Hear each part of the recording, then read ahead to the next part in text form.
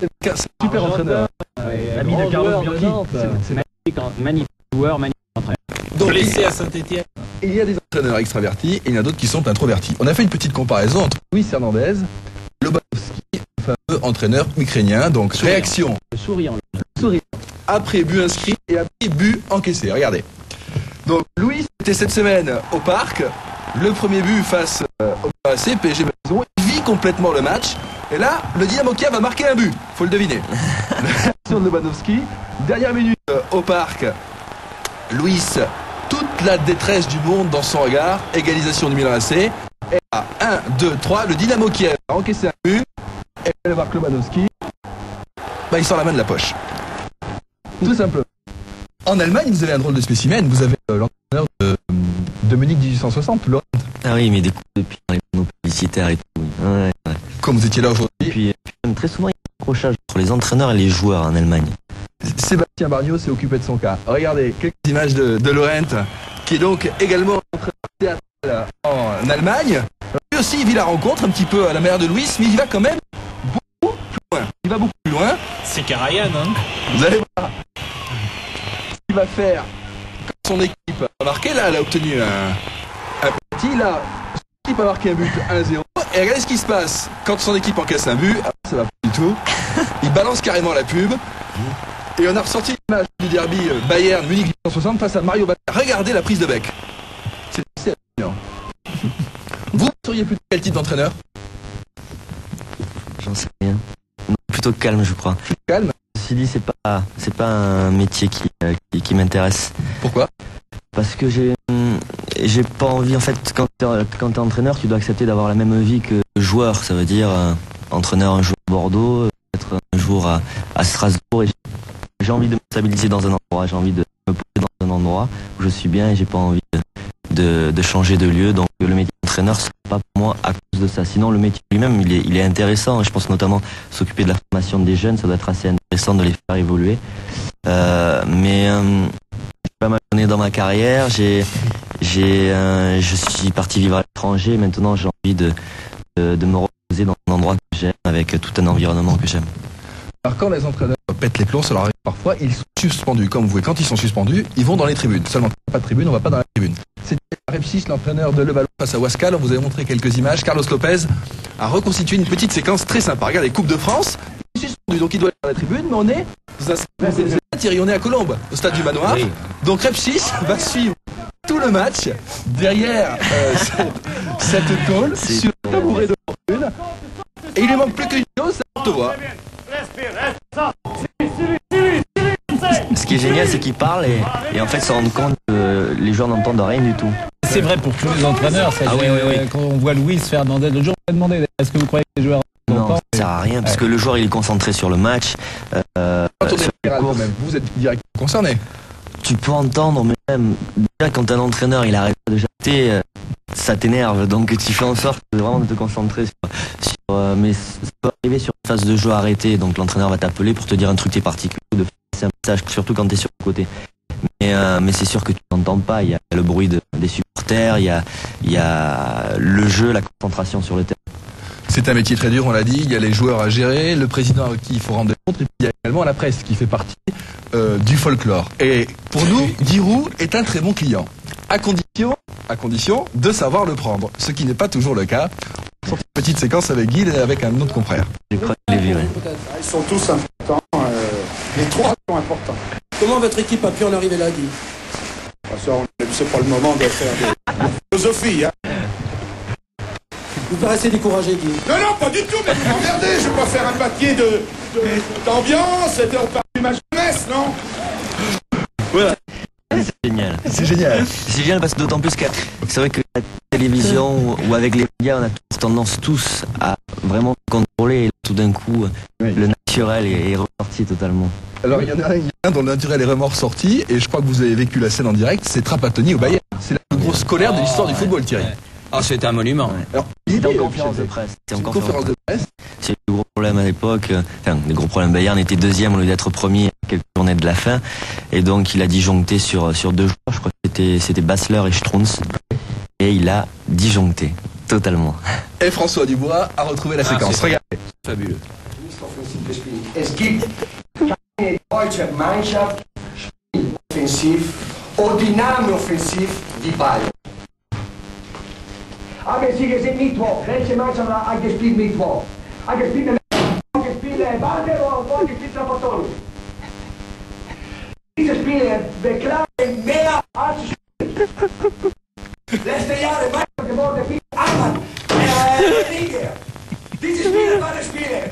War Meister geworden. Die Spieler verletzt. Hat gespielt 25 Spiele in diese Mannschaft, in diesem Verein. Muss er respektieren die anderen Kollegen, aber viel nette Kollegen. Stellen Sie den Kollegen die Frage.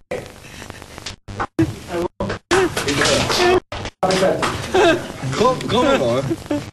Grand moment. Et cette phrase, elle est restée mythique. Cette phrase est restée mythique. Ich habe fertig, parce que normalement, c'est Ich bin fertig. Je suis prêt. Ah oui. Ich bin fertig, prêt. J'ai fini. Voilà, Ich bin fertig, c'est je suis fini. Et il avait parlé 5 fois, 10 fois, 100 fois. Ah oui, Ah, il y a d'autres choses. c'est magnifique. Michel n'avait sans doute pas vu.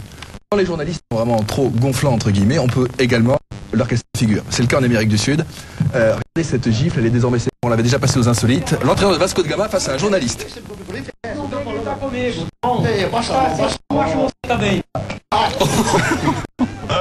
Waouh. Ça vous a déjà traversé l'esprit, Bichante, de taper sur un journaliste? Non. Pas bon, c'est pas non plus, enfin le foot c'est pas non plus la chose la plus sérieuse au monde, donc pour l'instant pas à ce point-là, non. Allez, on termine les insos avec Angelo Cos. On va le retrouver à Toulouse. On joue le temps additionnel et Niort mène 1-0.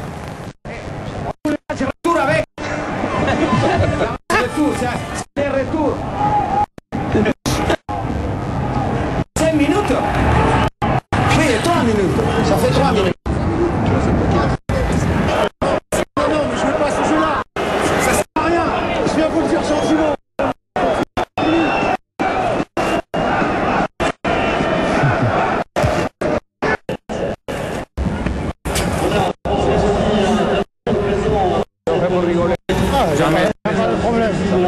C'est normal de vous faire un on a joué trop longtemps.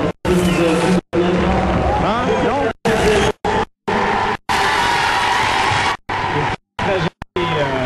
Marco, c'est qu'il a des résultats magnifiques. Des très très bons clients. Tiens, avant la pub, je vous présente un nouveau confrère, Ice Foot, un hebdo sur le foot, dont le premier numéro sera en vente la semaine prochaine. Bon, comme le veut la tradition, bonne chance confrère. Page de pub et on se retrouve pour la fin de Téléfoot avec notamment ce remarquable sujet de Vitalman et de Jean-Pierre Papin sur le président de... On consacre un magazine au football, un sport qui vous passionne toutes et tous.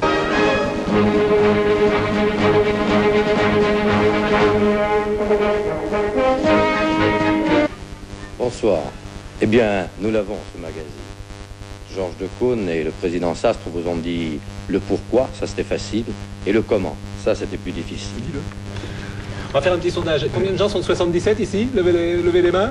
Beaucoup. Voilà, on a un public en fait ce matin qui est né entièrement, quoi pas entièrement, pas exclusivement, mais beaucoup sont nés en 77. Alors, vous avez levé la main, oui.